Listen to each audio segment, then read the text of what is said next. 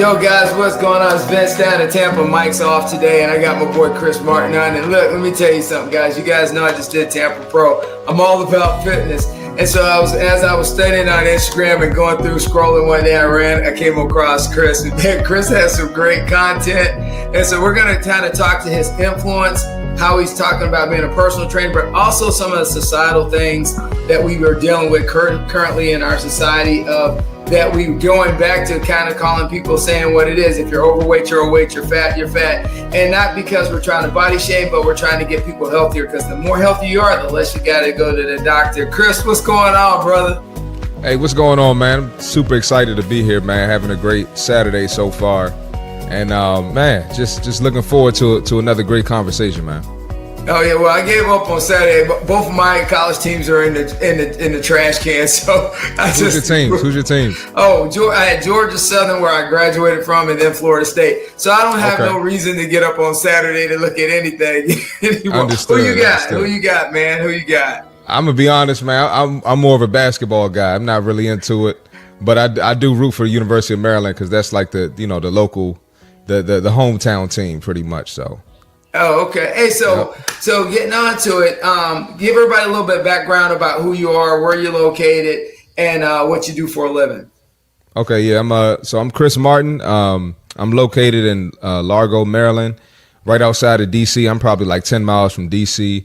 I'm currently a fitness coach, and I come from the basketball background. I played D1 basketball, and that's pretty much where my mental toughness came from, and my no BS attitude. Pretty much came from college sports. And when you come up like that and you get out into the real world, you kind of realize how soft everyone is. And it's tough, man. It's tough. And being a fitness coach made me like this too. And but I mean, outside of that, I'm just a regular guy. I like to joke around. I'm like a big kid. I'm a big Batman fan. Love to travel. I love to jet ski. Love to snorkel. I just want to have fun and enjoy life, man. But when it's time to get serious, I get serious as well. And you brought it up that you were a D1 athlete, and it's good because one of my daughters was a national team athlete, and another one plays college soccer. So the good thing about what I like is that athletes, they're in the 1%. And I always say this because people don't realize is once you get to college, the amount of kids that actually make it in college is one thing, but the actual get on the field or on the court, even if it's a minute, is more than most people do in a lifetime. So, as you look at the challenges of you being a D1 athlete and then, transitioning to coaching personal, how do you, because, motivation is fleeting. How do you keep people dedicated? What's your nuances of trying to keep people dedicated? Because, motivation is a short-term thing. Yeah, so it's pretty much, you got to tap into the big picture. So the first thing I try to do is get to that mindset. And so whatever someone's reason for working out is, right, I try to make it bigger than that, right? So if I'm training a mom, right, I'm going to say something like, hey, what kind of fun do you want to have with your kids? You want to be active? You want to be mobile? You want to see your grandkids? Kind of take it to a new level. I'll be like, you push the kid out. You can't push a sled. I kind of just take it to a new level. If I'm training a former athlete, I'm like, oh, so you used to dunk a basketball back in the day. Now you can't do anything. You could barely sit down on the toilet, so I kind of just try to tap in there. And then what's the bigger picture? What's the bigger goal with what they're trying to do pretty much? And we're gonna go down and expand on this. And the thing I find that's challenging is when you have to change your body. And I'll tell anyone, I went from, everybody knows I did Tampa Pro last year for men's physique, and I went from like 245, almost 250 down to like 182 to do the show. And now I'm just staying fit. But the mindset, man, the mindset. So as you're talking to these clients and, you're just giving out a few nuggets of knowledge. But I'm going to tell you, man, the human mind is a beast, because the amount of people it takes 30 days to get out of shape. It takes 6 months to get back in shape. How do you kind of, shape a program when you're talking to your clients? Yeah, well, pretty much, man, I tell them that, if you're signing up for a 30-day vacation, you got the wrong mindset. This is long term, and I don't expect to train you forever, and I don't expect for you to train with me forever, right? That's not the goal. The goal is to, I'm going to set you on the right path. I'm going to lay your foundation, and then you fly after that. but this is something that's going to happen for the rest of your life. And if you gained 40, 50, 60, 100 pounds, the moment you fall off, you're more likely to gain that back. So just instilling that this is a lifestyle change, this is not something temporary to clients, it helps them. And the ones that get it, they still doing their thing today, whether they train with me or not. And the ones that don't get it, more than likely, are back to the fat person they were, or the skinny person who doesn't have any muscle. And it's just the reality. It's not mean or anything. It's just the truth. Yeah, but so great point, great segue. So why is it so controversial? And I grew up, I was born in the 60s, so I grew up in the 70s where, everybody just, you stay in shape, and very rarely was anybody obese when I grew up. And we didn't start seeing this epidemic of obesity until like the late 90s, and about the time 2000 came around. It's like this massive epidemic in America. So you've been touching on a couple points talking about, and I'm a big on this because me and my aunt had this long conversation. So, and I'll get into that after I ask you this question. So right now, theoretically, the Black population in the United States is 40% obese. Mm-hmm. And there's different, parameters, but what I'm going to say is, my take is, you said something on your Instagram, which is true. You cannot blame another race for being overweight. And why is that such an easy crutch for African Americans? Well, I don't want to get political today, but right. The reality is, seriously, and I'm glad we got an older guy here, because I talk to my mom a lot about this, but people blame racism now more than they ever did. They blame racism now more than they did in the 70s and the 80s. Am I right or wrong about that? No, you're absolutely right. And so and I'm trying to understand, how did we get there to the point of how we base race on being out of shape? That's what I'm trying to get down to, man. Yeah, so us blaming that has conditioned us so much to believe that our downfalls are supposed to be there. And obesity just happens to be one of them, right? So look at the mindsets of Black people. When someone decides to get fit, what do? They shame them. Oh, what you want to be white, right? You want to be built like a white girl? I feel bad for the ladies because they get shamed the most. And at the same time, you got the guys telling them, "Oh no, I liked you better, thicker." Right? So like on my podcast yesterday, there was a girl who was 5'2". She went from 225 to 175. Wow. 50 pounds. And people were on there like, "Oh no, I liked you better because your butt was bigger at 225. What? So look at the stuff we glorify in the Black community, right?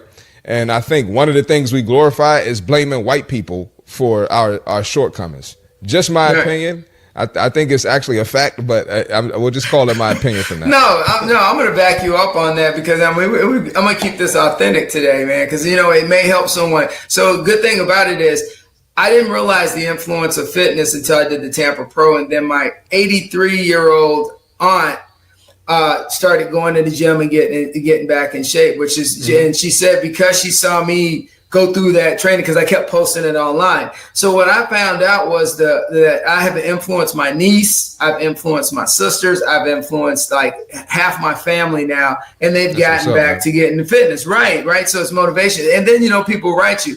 But I went on and read some of the comments on your Instagram, and hey man, haters, have the haters, man. They're there for you. Embrace them, Chris. Look, man, if you don't have haters, you ain't doing nothing. If you ain't got no haters, you ain't popping. So the hate tells me that I'm doing something right, and the hate shows me how many weak people are out here. Because that's where it stems from. If you can't look in the mirror and say, "Hey, I need to improve," you have a weak mindset. And I don't identify with people like that. And I feel like that's just happens to be the majority of the United States. They're weak.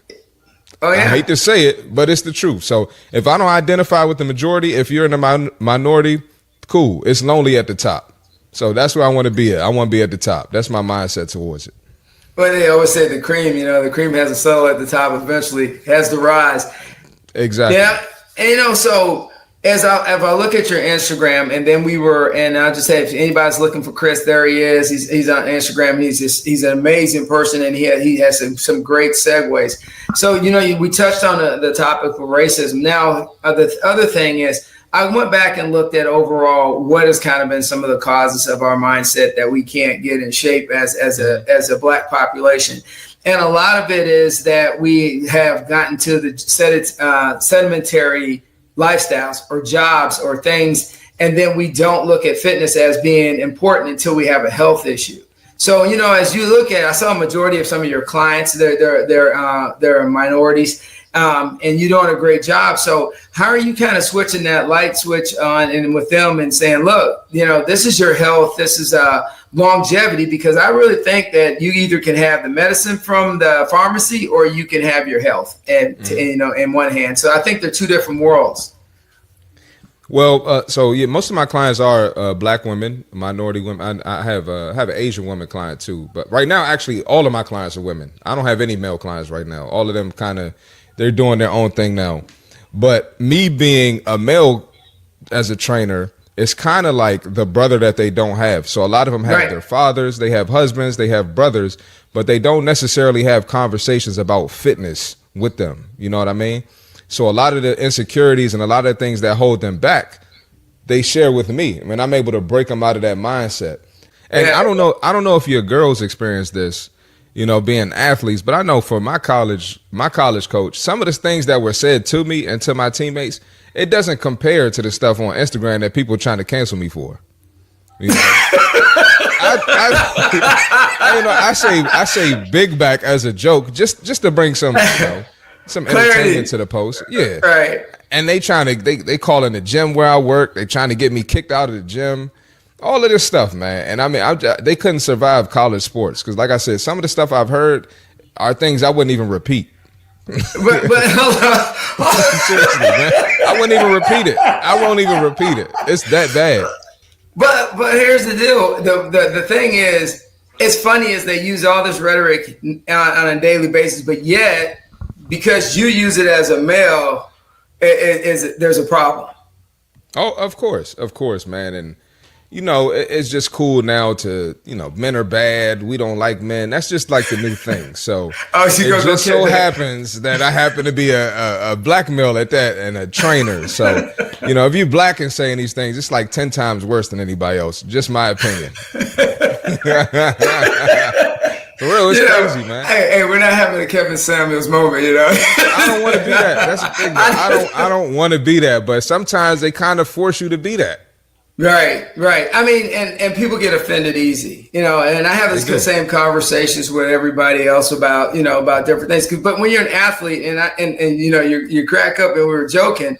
But, athletes have to go through, doesn't matter. When I got back into bodybuilding, I had to go through different things. I went through the cryo chamber. I had to go to the chiropractor. I had to go get massages on a regular basis. I literally had to relearn my body. I had to decide that I needed to do self-care. So I think in the black community, we don't do a very good job of self-care. And that's from the plate, the table, to getting out and walking afterwards. Yeah, self-care in the black community is alcohol and brunch, and and family reunions in the club. That's the self-care, because you kind of mentioned it earlier. We got these sedentary lifestyles. We got sedentary jobs. People hate their jobs. We got a lot of single moms in the black community, so that forces them to work multiple jobs. So they get stressed out. So their way of relieving that stress is unfortunately detrimental things to the body, and a lot of the guys do it too. I'm not just trying to get on the ladies, but that's just what it is in the black community. And we don't educate ourselves on health and fitness. And the moment someone does, like myself, look at the response. Look at the response. I don't know if you saw what I posted yesterday. It was basically, one of them pop the balloon dating shows or whatever. Yeah, you did. You saw that, right? And the guy, yeah. So the guy basically, it was a big girl, of course. The guy said, "I'm not really interested in her. I want an active woman who's into health and fitness." Right. The girl was like, "Oh no, you too bougie for me. I don't like that." And it's like, yo, you gotta respect it. He was respectful about it. He ain't say nothing mean, but that response triggers people when you talk about health and fitness in our community, unfortunately. Yeah, but the thing is, it's just in general, we're gonna stay on health and fitness, but personal preferences seems to go under attack if a man has them. Yo, you can have a preference. Yo, sorry, ladies, I love y'all. Any women watching this, I absolutely love y'all. We just speaking facts. Women can have whatever preference. Women don't want to do that's unemployed. They don't want to do with no car. They don't want to do that live with his mom. Listen, I get it. I don't have any issue with that. But the moment a guy has a preference, it's a problem, particularly with the weight. And it's controllable. Women, right. A lot of women don't know it's controllable. A lot of men don't know it's controllable, right? But we don't evaluate our habits efficiently. So it's going to get worse. I'm just telling you, I'm never going to run out of content because it's only going to get worse.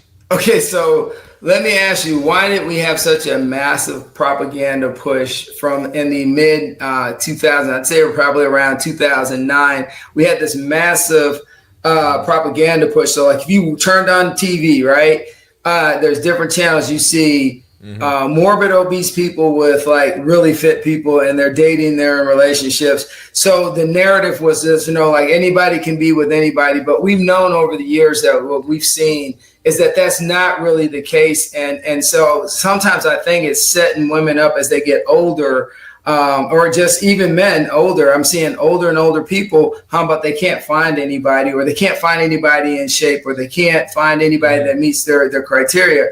But I think the difference is in some other communities is that they have run clubs, they have Spartan, they have ultra runners. And you don't see that in the minority community. You don't see them do it. And they do a 5K, everybody's walking. Well, I was just going to say, unfortunately, when it comes to different businesses, particularly fast food, alcohol, we are the most gullible out of any other race, right? So if you tell black people, hey, that alcohol isn't bad for you, that alcohol is bad for you, all you have to do is come up with propaganda that says, hey, you can have this low calorie one, or you can have this one. This one is okay. Or we're going to put a salad at Chick-fil-A that's 900 calories and the dressing is 300 calories. Which is a 1,000 calorie salad. And people exactly. are like, I had a salad, man. That's 1,000 calories you just consumed. Exactly. So we get fooled by that stuff in our communities, unfortunately, and it's all about money. So these businesses, they don't have morals. They're trying to make money. And like I mentioned before, if you are the sedentary single mom, you got 2 or 3 kids, you got 2 jobs, right? The easiest thing for you to do is stop at a drive-through so the kids can eat, right? And she might be innocent in it. She's just trying to take care of the kids, but the education isn't there. So we end up being the victims from those businesses, and they profit off of us. Crazy. Look at the Chinese restaurants in the black neighborhoods. Right. Oh my God! And they eat off of us. Oh my God! I pulled up to the gas station. This might be a little speculation, but I pulled up to the gas station the other day, and there was an Asian guy in a real nice car. You know what I mean? And I don't know what he does for a living, but I was just saying he could own one of the Chinese restaurants around here or something. Because we don't see that often, an Asian guy in a nice car in this neighborhood. Right. You know what I mean? So, but yeah, they eat off of us, man, and we just gotta get smarter, and we gotta stop being so emotional when people like myself tell the truth. Well, I actually reposted something today, and funny that you said that. So it's a great segue. What I'm going to say right now is because they showed the black community, and they showed the different ethnicities that have stores and operate within the black community. And someone says, well, why don't they have the convenience store owner could be from India, the other guy that owns the hair and wig shop is from Korea. Then they have the other guy that owns the gas stations from Pakistan. So they laid out all these different entities that are within the black community, but the black community owns none of these entities. There's no generational wealth. And this is funny, is that back in the 1920s when blacks were inventing things and African Americans were engineers, doctors, lawyers, and aspiring, we were more fitter.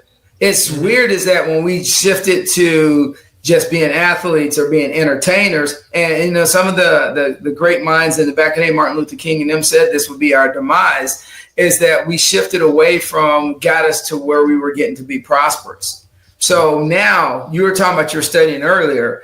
What's your take that you look at education now, your educational knowledge, how has it increased since you started, you get, instead of being an athlete, because that's one thing, but now you've shifted over to doing the science part of being an athlete. So how's your mind and your philosophy in life changed with that? Yeah, man. So, like I kind of mentioned earlier, a lot of people they'll say, "Well, you're not qualified to say that." You know, even though as a black male, I'm educated black male. I got the certifications. I've been through numerous courses. They still going to tell me I'm not qualified to say that, right? So I just feel like more education is just going to add more, I guess, credentials, more credibility for myself. Right. And I kind of want the paperwork to go along with it, because I could tell people, yeah, I've been training for 10 years. Most of my clients, black women. Most of my clients are women. I've trained women with PCOS. I've trained women with 4 C-sections. I've trained women with yada, yada, yada. The list goes on. But they're still going to say, you're not qualified. So, you know, I kind of have a little bit of extra motivation to just keep going. And then, you know, the good thing now about it, I kind of mentioned this earlier, you know, I'm trying to be I'm trying to be educated enough to where I can get in certain spaces and certain rooms that another trainer who's just talking BS online and telling women to stay fat, he can't get in there because he didn't put the work in that I put in. Does that make sense? No, man, it makes absolutely. Here's the thing is, and I'm glad you brought up online influencers. Some people got daddy's money. And so when you see,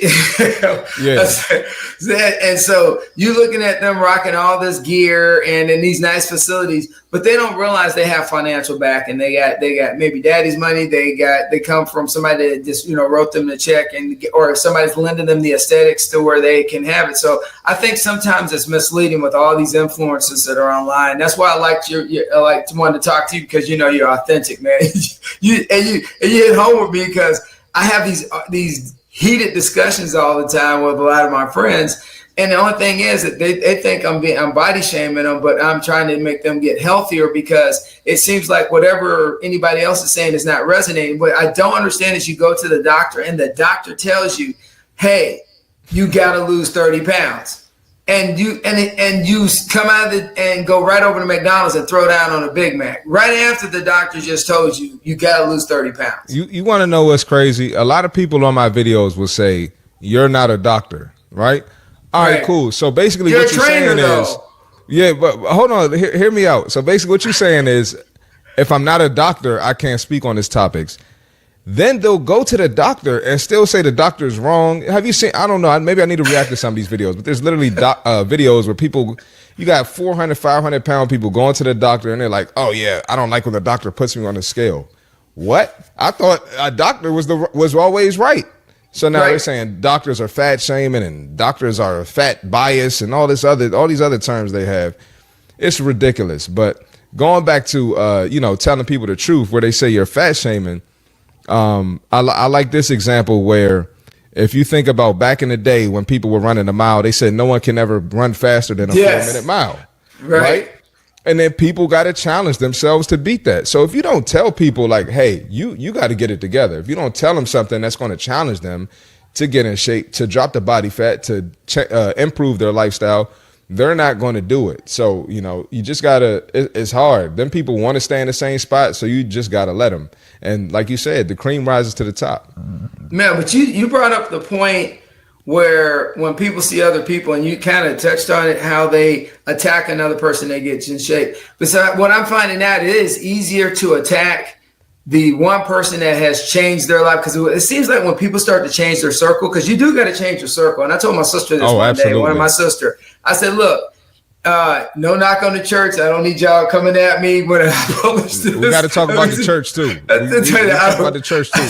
Y'all gonna come at me hard." I said, "Look, your circle at the church group of women, a bunch of single women, divorcees or whatever, nothing wrong. Don't get me wrong, but they would go to church, get out of church, go eat, and then go home and go to sleep, whatever, and watch movies or whatever. And so you're just packing on calories. Their caloric diet is just shooting through the roof. And then now you're turning around and you got diabetes too. You got possible cancer. You got different things going on with your body. You're having gut problems, gut issues. And you're like, "I don't understand why I don't feel good. I don't understand why my body's doing this." Well, one, you were originally designed to be 130 pounds. You're designed to be 140 and you're 250. Your body's fighting to get itself back. And I think the church has not done justice in a lot of ways, the black church, because it's predominantly black women that go to church. And I just saw a study on it the other day, and it says predominantly black men don't attend church anymore that much in low numbers. Well, man, you gonna get yourself canceled having me on this podcast. Let's talk about it, man. Okay. You go to church. So it's a lot of black women in church, a lot of fat black women in church. A lot of times the black pastor is fat. Yes. And he knows if he tells the honest, brutal truth, he's going to lose people, which means the church will stop bringing money in. The church has a financial incentive too. So a lot of times you'll see churches going with, telling women that men aren't good, telling women certain political agendas that go against their beliefs of the Bible. Yes. And it's just, the list goes on. I don't want to go too deep down that. No, you're right. No, you're right. It's validly documented that it's a playbook. It is. So, think about it. I get it. If you're a business owner, you're going to do what's best for the business, and the church is a business. So right. I get it. But, it's just unfortunate that, we have a lot of educated women out here, super brilliant, but they can't take that extra step when it comes to fitness. Fitness and challenging, this propaganda and things that work against them. So it's the truth, but it's unfortunate, man. Okay, so I'm going to ask you then. I mean, what perspective? And I have this argument. It ain't even have to do with politics. Why is it as a race that we? And I say this, that we don't support each other when we have a decent black business it looks like it could thrive. We don't support each other, and yet we will give our money in other communities. I don't understand why we don't lean in to understand that we as a community, we as a society, we as a 13% or 14% of the population have an obligation to maintain our fitness, and also, for the next generation, teach them to do better. It seems like we're declining instead of we are growing, man. And fitness is a part of it. I tell people all the time, when you go to other suburban communities, fitness is a part of the family structure. Well, this goes back to the whole white supremacy thing and blaming white people. If you want to blame white people for everything, for your shortcomings, that means you think white people are better. Right. That means you think white people are purposely keeping you down. So when it comes to supporting businesses, I'm going to support the white business because I think they're better. You automatically look down on black people. Am I making sense? You understand what I'm trying to say? I mean, but it goes back to the restaurant analogy that everybody's putting on TikTok right now, that they depends on who waits on them, if they're black, white, or Asian, because they think they won't get a good tip or they're going to get bad service. So it is a quagmire in our society today for African Americans, because I think some of it is the majority of it today, and everybody can be mad at me or not, but I look at how I came up with my mom, and my mom pushed us, and we all became professionals, and it can be done. And nobody stopped us from becoming professionals, Chris. It was this, we had to put our nose down. Now, did we run into some problems?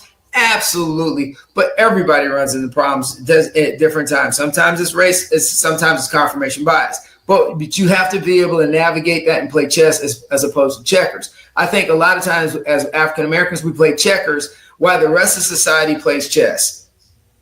Yeah, I definitely agree with that. And, look at what we're teaching our kids, man. And like you just mentioned, your mom and your upbringing, I feel like my mom raised me pretty well too. But you look on TikTok and Instagram, you see little kids, they singing rap songs. They know all the lyrics. They shooting guns. They're you got little kids trying to twerk and stuff. So, look what we can blame the white man as much as we want, but look at what we're teaching the next generation. And we damn sure ain't teaching them fitness. Right. And I think it all goes hands in hands, fitness, math, science, and all the other things. But let me ask you a question as an influencer now, because I know you didn't think you were going to get this famous. No, I wouldn't say I'm famous. I wouldn't say that. But I don't care. I would use the word notorious then. I appreciate it, man. I appreciate it.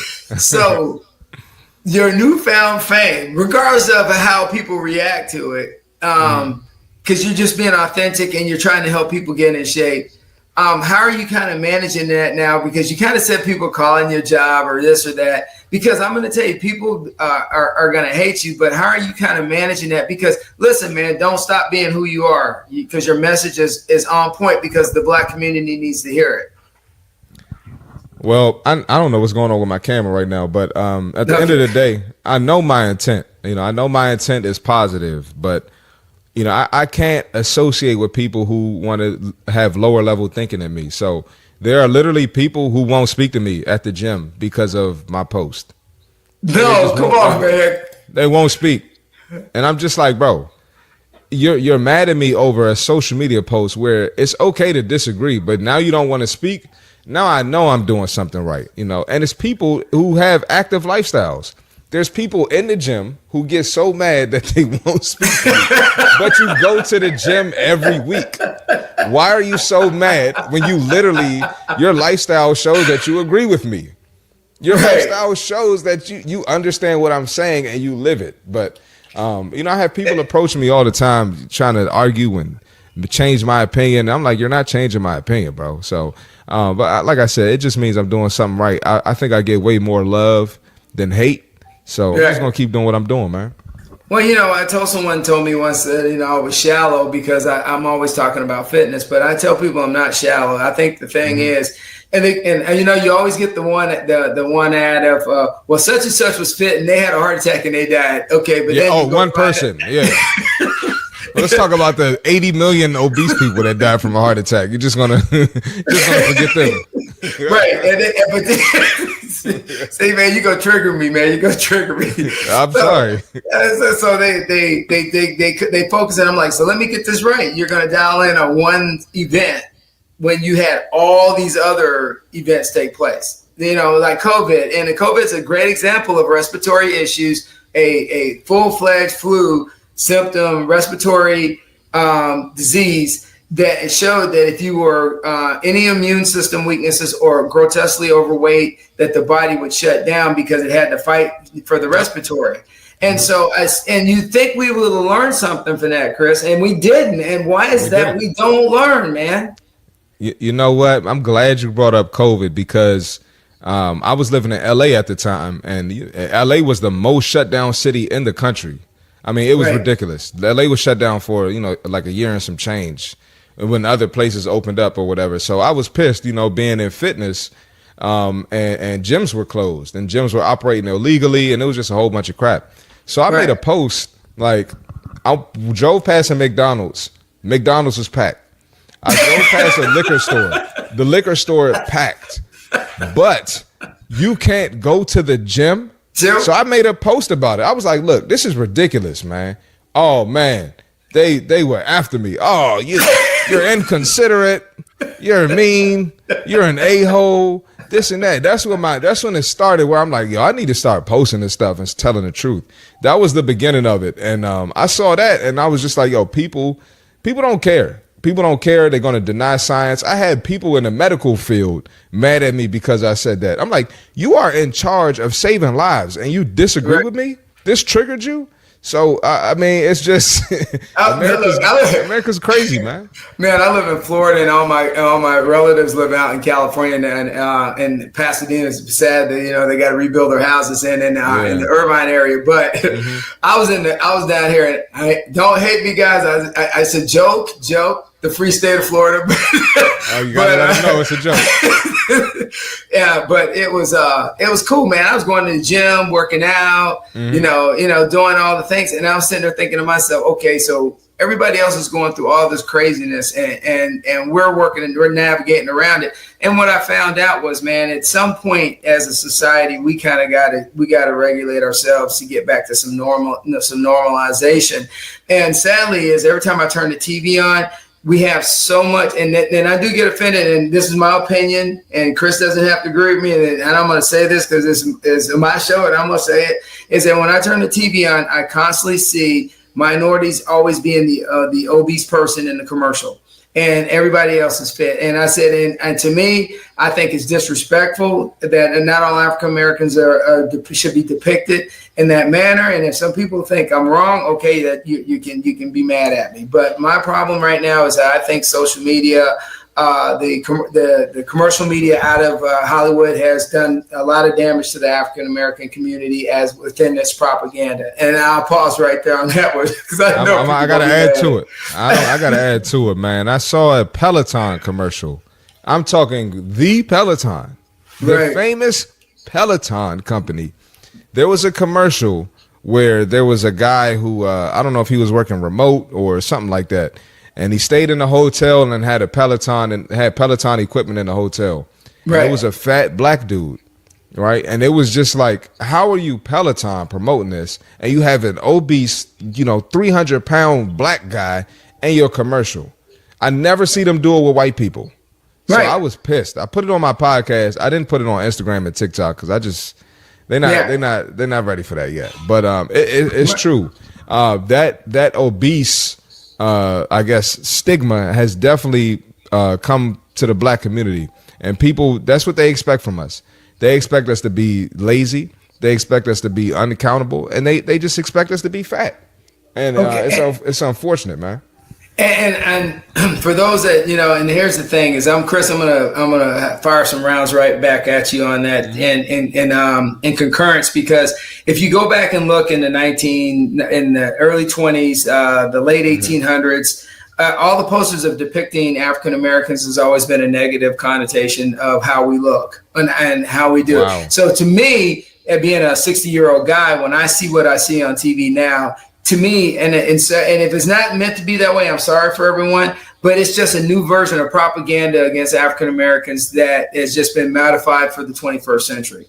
And so that's my struggle when I see it, because I know we have a lot of African Americans that are out there getting after it fitness wise. They are David Goggins. There's just a ton of people out there, influencers out there. Chris, right here, getting after trying to do the right things. And it's not about being, you don't have to. And Chris, you said this the other day on your Instagram, brother. I love that you said this. You don't have to be 200 pounds. But everybody doesn't have to be 110 either. But you can be healthy. Yeah. Healthy doesn't have a look. And for some reason, when I mentioned getting fit, people equate that with being skinny, and they equate that with being just some like starving yourself, having an eating disorder. What is it? Bulimia. Yeah, bulimia. Yeah, bulimia. Anorexia, all that. Anorexia. Yeah. They think I'm telling people to do that. I'm like, I've never, ever said that. I posted on my Instagram story today, I deadlifted, I did a rack pull of 425. You think I could do that starving myself? No, you got to eat. You got to eat. So it's unfortunate, but people purposely, they don't see the message. They don't want to hear the message. They purposely get the message wrong. So that's just what comes with it. All right. So, hey, guys. Check out the show when it comes out. There'll be a lot of promotion. Chris Martin is an exceptional influencer, and he is up and coming. And hey, he's getting hate because he's speaking the truth. So what I want everyone to do is step back as you guys listen to Chris, and that's what he's trying. He's putting your best interest forward. So Chris, if anybody wanted to reach out to you, find you, get you to hire you to talk to them, or have you as a keynote speaker, how do they get in contact with you, brother? Yeah, so if you go to my Instagram, that's probably the easiest place to get to me. See Marty Fit on Instagram. You can apply for coaching there. Vince has the links up right here. I also do social media management, so you can apply there at the link on my Instagram. I'm on Twitter. I'm on YouTube. Subscribe to my YouTube page, See Marty Fit. And for any business inquiries, speaking, anything of that sort, cmartyfit@gmail.com. All right, you heard it here on Embrace the Power, and as me and Mike G always say, you got to keep it rolling out there. And our best from Tampa, and my man is in Maryland, the Chirpin, Chris. You have a great weekend, my brother. You too. Thank you, brother.